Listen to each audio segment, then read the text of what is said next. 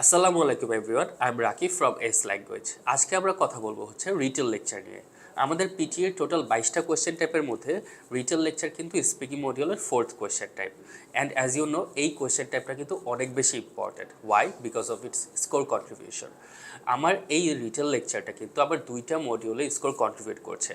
কোথায় কোথায়? একটা হচ্ছে লিসেনিংয়ে আর একটা হচ্ছে স্পিকিংয়ে।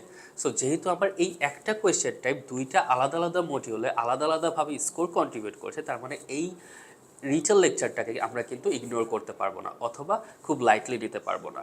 আর আপনারা সবাই জানেন যে 7th অগাস্টের পরে কিন্তু পিটিইতে অনেকগুলো চেঞ্জেস আসছে। এর মধ্যে মেজর চেঞ্জেসের মধ্যে আমরা একটা কথা জানি যে হিউম্যান চেকারের ইনভলভমেন্ট আসছে।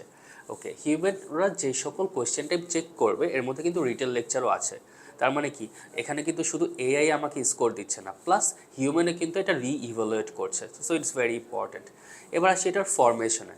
আচ্ছা, এটার ফরমেশন খুবই সিম্পল। আগে আমাকে 2 থেকে 3 সেকেন্ডের একটা মেন্টাল প্রিপারেশন টাইম দিবে, অ্যান্ড তারপর আমাকে একটা অডিও শোনাবে। অডিওটা 60 to 90 সেকেন্ডসের মতো হতে পারে, মানে হচ্ছে 1 থেকে 1.5 মিনিটের মতো। এই 1 থেকে 1.5 মিনিটের মাঝে যে কোনো সময় অডিওটা শেষ হয়ে যাবে, অ্যান্ড তারপর আমাকে 10 সেকেন্ডের একটা প্রিপারেশন টাইম দিবে। আচ্ছা, এই 10 সেকেন্ডের প্রিপারেশন টাইমের পর কিন্তু আমি কথা বলা শুরু করতে পারবো। কথা কত সময় বলতে পারবো? For 40 seconds. এই 40 সেকেন্ডের মধ্যে কিন্তু আবার এই পুরো 1 থেকে 1.5 মিনিট আমি যা যা শুনলাম এই লেকচারে সব কিছু আমাকে সামারাইজ করে বলে ফেলতে হবে। আচ্ছা, এবার আসি কি কি প্রবলেমস নিয়ে স্টুডেন্টরা আসে যখন ওরা রিটেল লেকচারের ক্লাসটা করে অথবা প্র্যাকটিস করতে যায়। ওরা অনেক ধরনের প্রবলেমস নিয়ে আসে, বাট আমি যদি ওই প্রবলেমসগুলোকে সামারাইজ করি তাহলে কিছু মেইন প্রবলেমস আসে। কি কি main problems? Number 1, they find it really difficult to cope up with the audio. কেন? Because of their poor note taking skills. আমরা ছোটোবেলা থেকে যেভাবে যেই স্ট্যান্ডার্ডে অথবা যেই কারিকুলামে আমরা পড়ে এসেছি, আমরা কিন্তু নোট টেকিং খুব বেশি প্র্যাকটিস করি না। বিকজ আমরা কিন্তু অনেকটা রিলাই করতাম ওই বাজারে যেই গাইডগুলো পাওয়া যেত অথবা প্রিপেয়ার্ড নোটস টাইপের পাওয়া যেত, ওগুলো পড়ে পড়ে আমরা এক্সাম দিতাম। বাট আমরা কিন্তু কখনো খুব বেশি ট্রাই করা হয়নি যে আমি নিজে নিজে নোট টেকিং করবো লেকচার শুনে শুনে।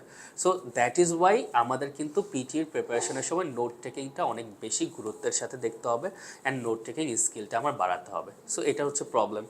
আরও যদি প্রবলেম কথা বলতে চাই, ওরা না প্রত্যেকটা ডিটেইলের উপর ফোকাস করতে চায়। ওরা ভাবে যে আচ্ছা 1 থেকে 1.5 মিনিটে যা যা যা বলতেছে আমি সব লিখে ফেলি, বিকজ আমার তো বলতে হবে, না হলে আমি কন্টেন্টে ভালো নাম্বার পাবো না। বাট কন্টেন্টে ভালো নাম্বার পাবো না, that is correct, fine. But ওই কন্টেন্টে ভালো নাম্বার পাওয়ার জন্য কিন্তু আমার প্রত্যেকটা supporting details, small random information, এই টাইপের জিনিসপত্র দরকার নেই। আমার জাস্ট দরকার হচ্ছে main ideas. So don't focus on every detail, just try to focus on main ideas. কী কী জিনিস করা যায় আমার এই প্রবলেমগুলো দূর করার জন্য? Number 1, try active listening. আপনি আপনার পিটি প্রিপারেশনের বাইরেও আপনি নিজের জন্য টাইম অ্যালোকেট করেন to actually spend time with English. ধরেন আপনার কোনো টিভি শোজ দেখতে ভালো লাগে, আপনার মুভিজ দেখতে ভালো লাগে, ওয়েব সিরিজ দেখতে ভালো লাগে, দেখেন।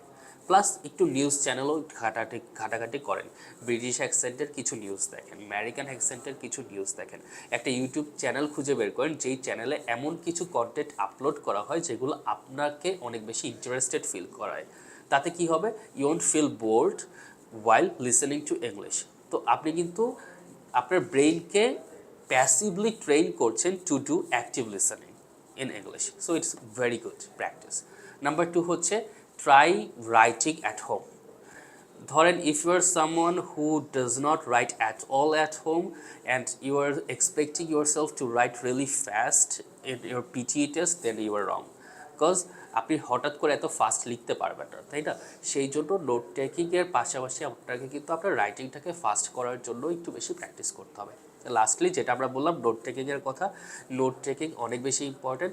আমরা চেষ্টা করব হচ্ছে কি ফ্রেজেস নিতে। আমরা অডিও শুনবো, কিছু ফ্রেজেস নিব, অ্যান্ড দেন ওইটা দিয়ে আমরা সেন্টেন্স মেক করার চেষ্টা করব। জাস্ট পিটিই না, ধরেন আপনি আপনার ফেভারিট কোনো ভিডিও দেখছেন ইউটিউবে, try to take notes out of it, try to make some key phrases, and তারপর নিজের সাথে নিজে কথা বলেন। কীভাবে কথা বলবেন? ওই ফ্রেজগুলোর দিকে তাকিয়ে তাকিয়ে সেন্টেন্স বলার চেষ্টা করেন। তাহলে কি হবে? You are really interested in those topics and now you are trying to talk about those topics, so আপনি আস্তে আস্তে কিন্তু ফ্রি হয়ে যাবেন ওই জিনিসটার সাথে, ওই প্র্যাকটিসের সাথে। এরপর এসে পিটিইতে আসেন, তারপর রিটেল লেকচারের জন্য প্র্যাকটিস করেন, তখন দেখবেন you will find it very easy because we all know that practice makes someone perfect. I think that's it for today. I will see you guys next time. Thank you.